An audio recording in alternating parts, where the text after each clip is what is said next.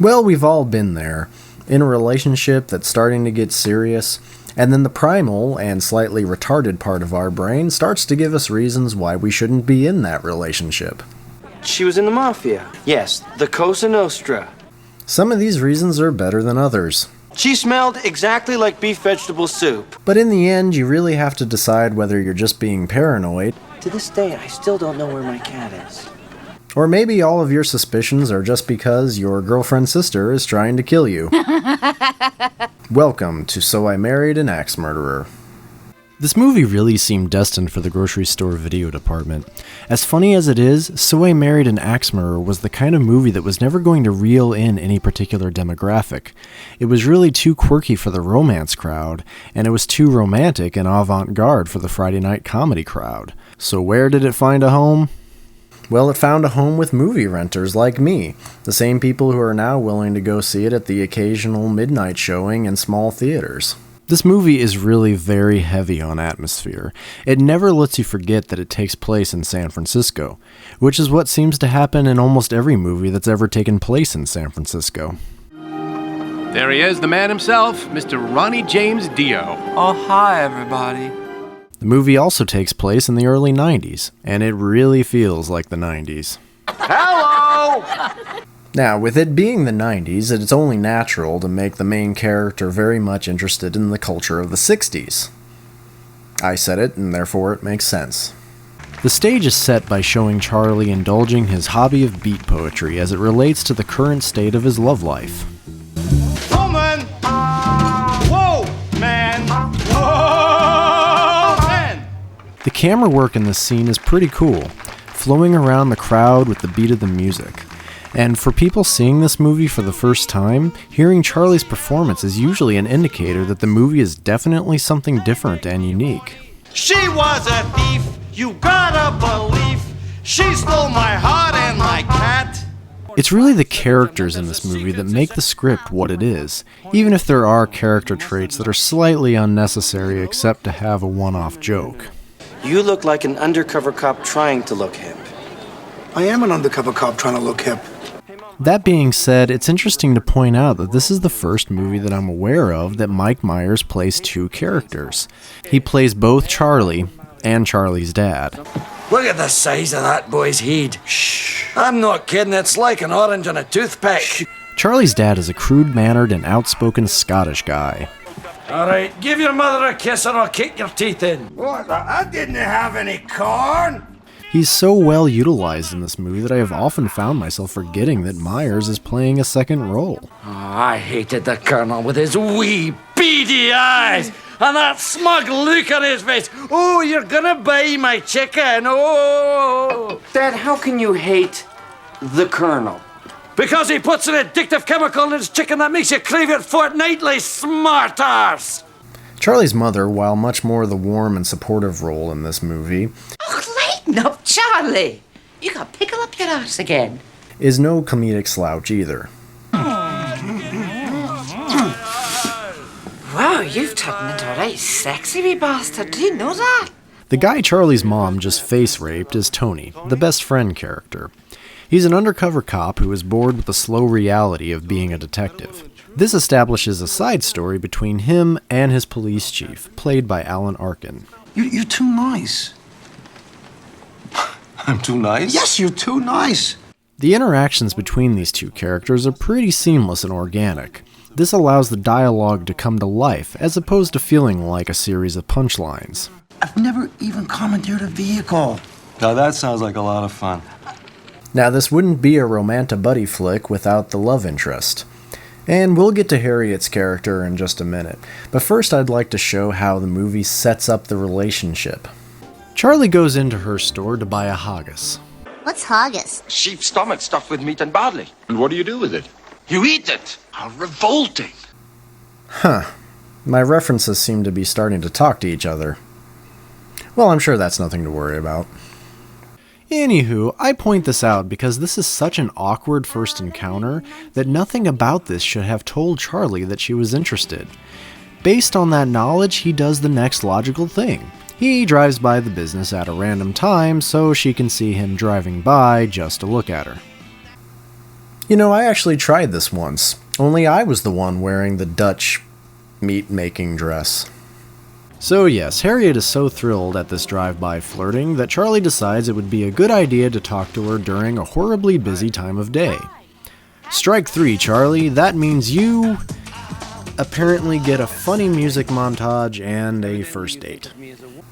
And Charlie wins the award for success while doing everything bass-ackwards wrong. Thanks. So Harriet is slightly more like a plot point rather than a character. Since we are expositionally introduced to a tabloid story about a woman who has been supposedly killing her husbands on their honeymoon, And she's also killed a plumber named Ralph Elliott. most of Harriet's character building is around throwing clues to her being Mrs. X. You get the gist of her character being artistic, intelligent, and being a spontaneous and fun person. There's even some great dialogue between the two of them. It's late. Not for me. Who for then? Who for then what? But Harriet is more like the delivery girl of plot devices rather than a living entity in this movie. Now, I'm not actually criticizing this aspect of the movie. In fact, I think it's something that lends itself well to the pacing of the story. And that's something that a lot of romantic comedies really lack. That and making something completely creepy come off as endearing. Come here! You know, that's really funny, but you'd be surprised as to the amount of women that would actually throw you out for that. The stronger bond in this movie is really around Charlie and Tony. Tony is a common character necessity in romantic comedies. The best friend that the main character can hurl ideas at him about his new love interest. But Mike Myers and Anthony LaPaglia are particularly natural at interacting like this. Phil Hartman is also in this movie. I don't have a logical way to segue into his character, but he's in it, and he's really funny. Hartman gets a major win for performing a tiny character with some of the best facial expressions ever. Vicky is a character that reminds us that just like in real life, sometimes you have to slow down and have a good look at a moment in a movie, otherwise You could miss it. my references are starting to finish my sentences at inappropriate times.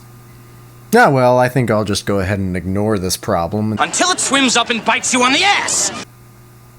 Like any movie involving dating, the main characters have to have some kind of development to instigate a breakup.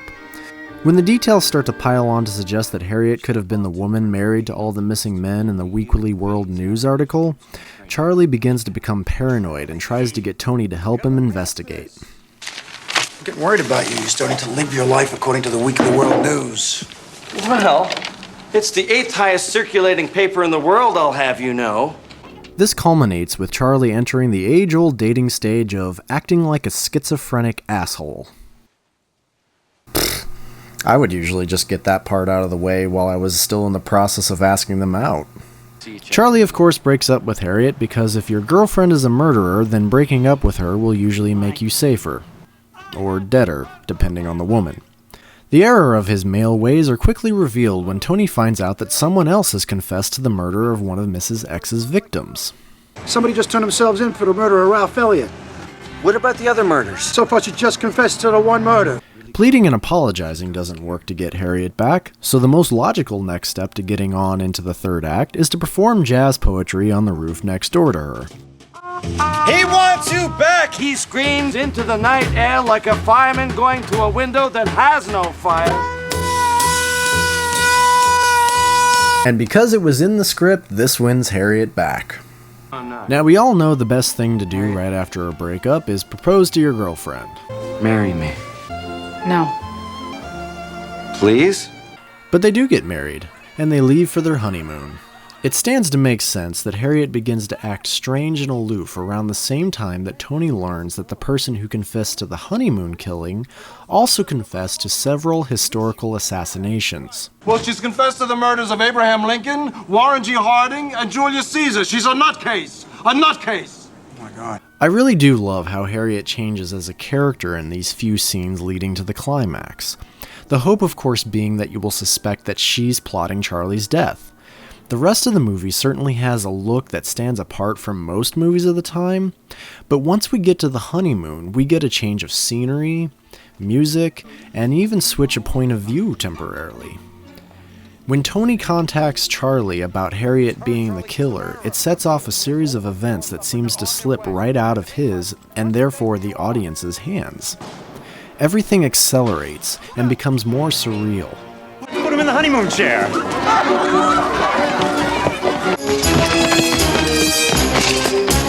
Sheesh, they didn't even let them eat dinner. It was like the hotel staff was saying, no food until you've had matrimonial consummation. Hesh wants married sex! And this leads us to our red herring character, who wasn't really a red herring. She is a redhead, though. 20-year-old spoiler alert, Harriet's sister is really Mrs. X. Yes, I haven't really talked about her yet, because that's not the way I wrote this review.